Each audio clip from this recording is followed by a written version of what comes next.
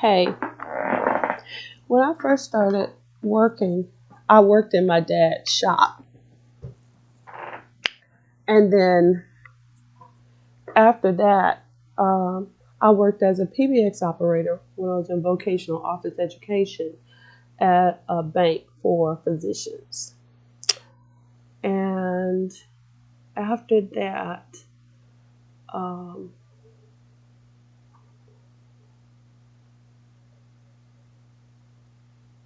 I worked in nonprofit, and I generally worked on my own. I was the only person in the office. Everybody else worked out in the field. Um, the director of the nonprofit, she worked for uh, the school district. So she wasn't in the office generally during the day. She would come to the office after she finished her classes at school. And I was working in adult literacy, and my title was secretary / paraprofessional. So I got my paraprofessional certification where I could teach people adult literacy as well. Okay, so I didn't have too much of this, because when you're working as an executive assistant, you're not working with or working at a level where you have a lot of interaction with other people on the team. Um, as an executive assistant, I worked with directors and stuff like that, but they pretty much kept their distance from me unless they needed something administratively done or something like that, because my job was to keep tabs on them. When they came to the office, when they left, what their meetings were about, how their meetings went, double checking their travel. If they were supposed to go to a certain meeting with a certain client, did they show up? Those type of things. So I didn't have this problem, but I still thought that this would be good for those who do have to work in an office setting with other people. Okay. What your coworkers won't tell you. This is page 299. It says, are you hearing office snickers but don't know why? Here's how to guarantee they won't be about you. Okay. Using a speakerphone at full volume to go through your voice mailbox is the definition of annoying. This is something that you shouldn't be doing anyway for confidentiality. Okay. When a person leaves a voicemail, they're not expecting that you're going to be playing the voicemail over speakerphone. And as an administrative professional, you should never do that. You should never do that, because whatever the voicemails are, they are confidential. Okay. So it says, don't use a speakerphone unless you're in your office and holding a meeting that's been attended by someone remotely. And we don't really like to do that anymore, because I've never did that before. People have did that because someone was sick or something like that. But we had PictureTell long before there was Zoom meetings or anything like that. And PictureTell, as well as other conference calling services, we had a way. They had the technology that we can actually see what's going on in the other location. And normally we wanted it to be in another conference room in another location, but not somebody's home. That was considered unprofessional. Okay. Because again, if you are doing it over a speakerphone and you can't see them, you don't know who else is in the room listening to your company's confidential proprietary information. Okay. Number 2, popping up and prairie dogging above someone's cubicle is just weird. Don't hold a conversation as a disembodied head. People do this anyway. If you're working in a call center, this is done a lot. So again, this is not something that, if this is something that you do all the time, all day, every day, that can be annoying. But if it's every once in a while or whatever, then that's fine. Okay. Number 3, stop microwaving stinky foods in the lunchroom. Everybody should know not to do that. Even popcorn, it permeates. Most people no longer bring food from home to microwave anyway. They just have an energy bar and some water to keep it moving. Drink some Ensure, an energy bar. Keep going. Hello is a word that greases many squeaky wheels. Get into the habit of smiling and greeting your colleagues. It's really amazing how fast this little courtesy can thaw chilly workplace relations. I don't know. Depends on the culture of your office. Some places, the leadership frowns upon that. They want you to be all business and keep your personal stuff out. Then there's other companies that do want you to be very friendly. So it depends on your industry, depends on the culture of your office, okay? And like I say, if you're an administrative person, people are going to be speaking to you anyway because normally they depend on you for work. You know, they need your help to do this, that, and the third. So, okay. Many helpful alliances are born at the office, bowling league, or softball games. I don't know about that. There was only one company where I went to the softball game and participated and stuff, and that was for John Lenore, and he ended up laying me off anyway. That was in Houston. So,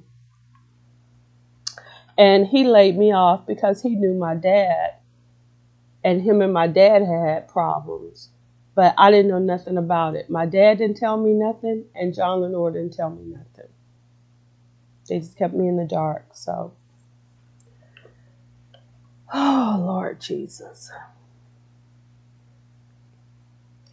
Number 6, keep your cell phone out of the conversation. When talking to someone in person, don't glance down at your cell phone to see who's trying to reach you. Everybody does that. Everybody does that. So somebody who would have a problem with that, probably it's because they don't get any calls. Ain't nobody trying to call, they behind and they jealous. Ain't nothing you can do about that.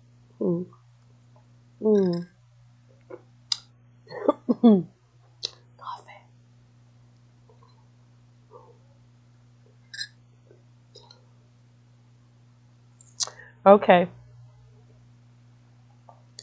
People love to be asked their opinion.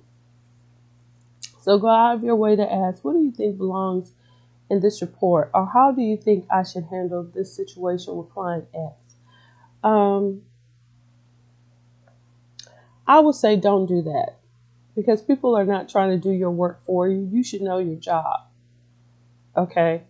And you should have people assigned to you on your team for you to do troubleshooting and brainstorming with. This is, unless they're your mentor, this is a no for me. Number 8, office gossip can stop with you. When a coworker sidles up to you bearing a juicy tidbit of gossip about Betty's office romance or Bill's impending firing, respond with really, and then change the subject or get back to work. If you don't respond, the gossiper will move on and you'll retain the trust and respect of your colleagues. If there's a person at the office who's gossiping and they haven't been fired already and you freeze them out like this, you're probably the next person to get fired. Okay? Because if the company is pro-gossip, they're pro-gossip. And if you don't participate in gossip, you will be gone.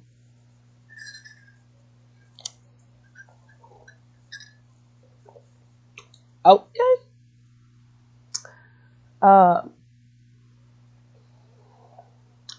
if you're dealing, and another part I want to say is, if they are including you in the office gossip, that means that you're in this in the circle. If they are not gossiping with you, they're not sharing information with you, your head is on the chopping block. Okay. Number 9, if you're dealing with a difficult coworker, pretend your kids are watching. This neat little visualization will help you keep a cool head. No, it won't. Not in today's world. It won't. Because people like to keep it real. How to deal with a difficult coworker is just know that whatever happens, you're going to need to document it. And you want to make sure that in the documentation, you are clear. So as it's unfolding, you're making notes in your mind about the situation. And so respond like you are being recorded, or like this interaction is going to be on a YouTube channel. You don't want to go viral for the wrong thing or with you looking badly. Okay. Number 10, you're saying you're unimportant to me. If you ignore people's emails and phone messages, so return them promptly. Some people are unimportant. Some people will try to suck up all of your time and resources. Your job is to not allow them to do that. I knew this person who had bad attendance issues. So what she would do was she would tell you her whole life situation and trying to get sympathy. Nobody has time for that. Everybody has issues that they need to manage. She needs to do a better job of managing her issues, or she needs to resign because she needs to get her home life in order. That's what happens. A lot of times people will lean on coworkers when they need to be leaning on family. People will vent to coworkers when they need to be venting to their family, a therapist, an analyst, a doctor, but not coworkers, because coworkers have their own issues as well. Now, if it's a coworker where you both lean on each other, that's something different. Okay. But if you're the kind of person that makes a lot of excuses and uses a lot of time to give reasons for why you're not getting your work done, you are a person who's going to get on that you're not important list. Meaning that after everybody else's emails and messages have been taken care of, then I'm going to work on yours. Because I already know I'm going to have to come to you with the violin, because you're going to be telling me all these excuses and everything like that for why you didn't get your work done. And then when the CEO asks me, why weren't you at your desk at this time, or I get a text message saying, hey, where are you?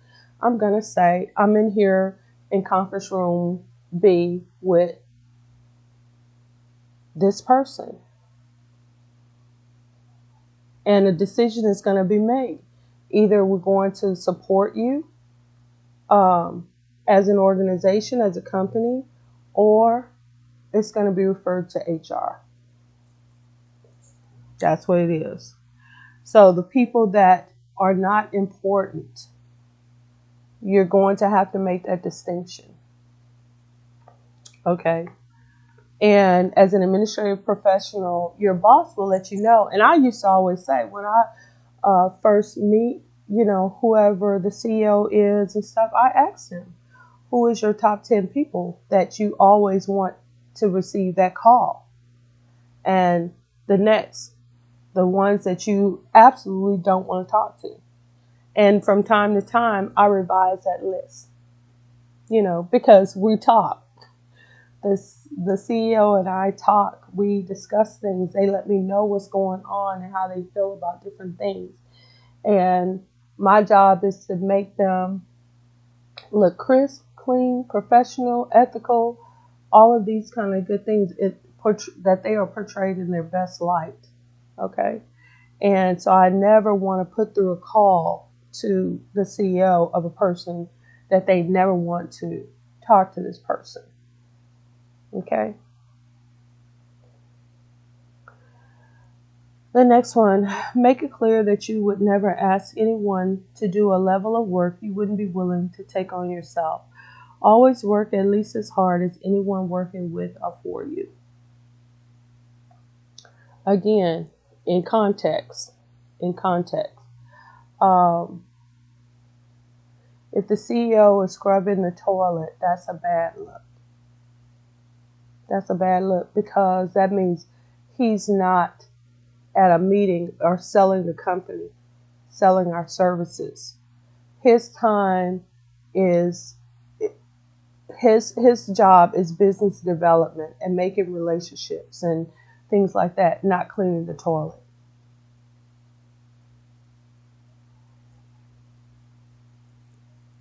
Okay?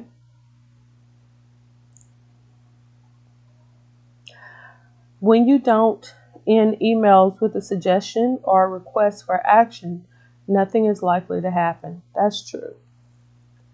You might end with something like, I will call you on Monday at 10 a.m. to discuss this, or when can we get this done?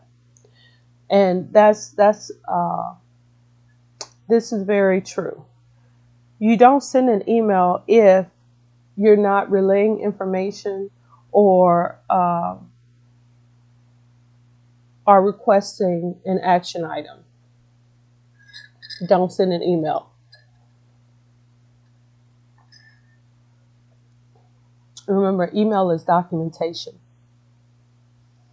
So if you call somebody saying, hey, you're supposed to be getting me the minutes of the last board meeting. I haven't received it yet. Call me back.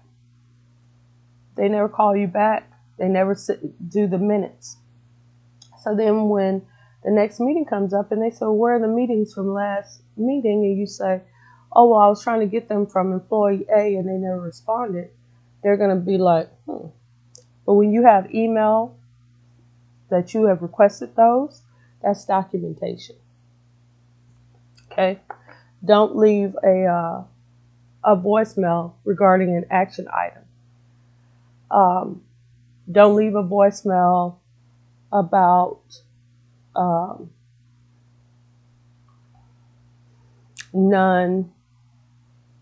important information or whatever. Just remember, email is documentation, okay? I use email to cover my behind, okay? And I have worked on some action items where it's taken me over 30 emails to get one thing done. Okay. Some companies are well managed. Some are excuse me, y'all, I'm sorry. Some are managed by idiots. Well, duh. On the outside chance of executive management is not a bunch of idiots. Did you ever think that maybe, just maybe, they know more than you do? Try a little experiment. If you experience an issue or two and it changes when you jump companies or groups, then you were probably in a dysfunctional workplace. Oh my God. But if it doesn't change, if it's always the same, then it's probably you. You might want to see somebody about that. Okay? So I agree with that last one. Or you could it's you on this in this way. Okay, it's you in this way. Say you worked at a company that you really, really like and they dogged you out. And you left that company and you felt some kind of a way. You didn't really get any help or therapy or anything like that because you don't have time for that. You got to get another job. And so you go to another job and you're having to really extend yourself to do a good job. And it brings up those old feelings where you may quit that job. Even though these people aren't the same, aren't going to do you the same way as these other people did, you're skittish because of your past experience, and you don't trust any supervisor or manager, so you're not going to tell them what happened and how you felt and stuff like that. You haven't been there long enough to even be able to discuss that with, discuss with them on that type of a level. You could take the chance, but most of the time you're not going to do it. So what does that mean? So you just quit the job and go for another job rather than deal with that. Should I trust them? Should I not trust them? You don't have time for that. You just feel horrible. This situation is reminding you of the previous situation, and to alleviate that anxiety, you just go and do something else. You just go and do something else.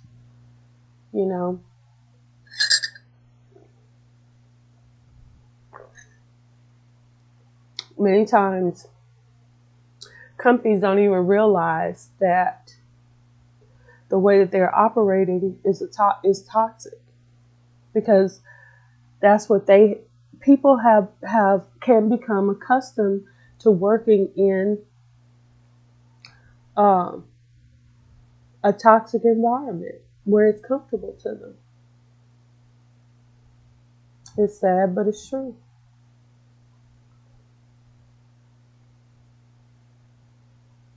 And then other times you just may not know. One thing that I did do in Houston is I did talk to people, have them to call me, because they didn't know. They're trying to weigh the pros and cons in this company, like what is going on here, and I could help them to figure out if this was a job for them or not, if they were just being anxious, or because they just didn't know, just coming out of college, they don't really know if they're in a good situation or not, what they can do to make their situation better. And so they would call me, and so I extend that to you too. If you are in a situation, in a position where you feel weird, or you don't know, you don't have that confidence to know whether or not this is a good situation for you or not, call me. If you're in a situation where you're just starting a job, you had a bad experience before, you're not sure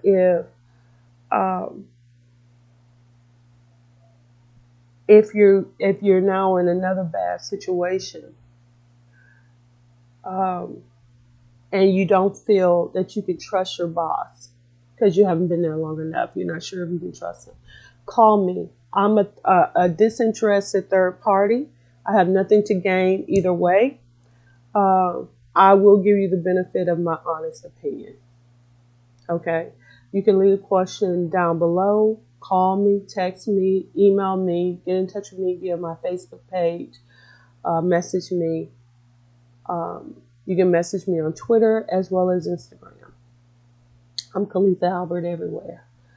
Okay, so do that, and it'll at least give you an unbiased opinion. Okay? And if you want to hook me up with a little something, I would appreciate it at $ ColethaAlbert. ColethaAlbert on Cash App too. All right, I will talk to y'all later.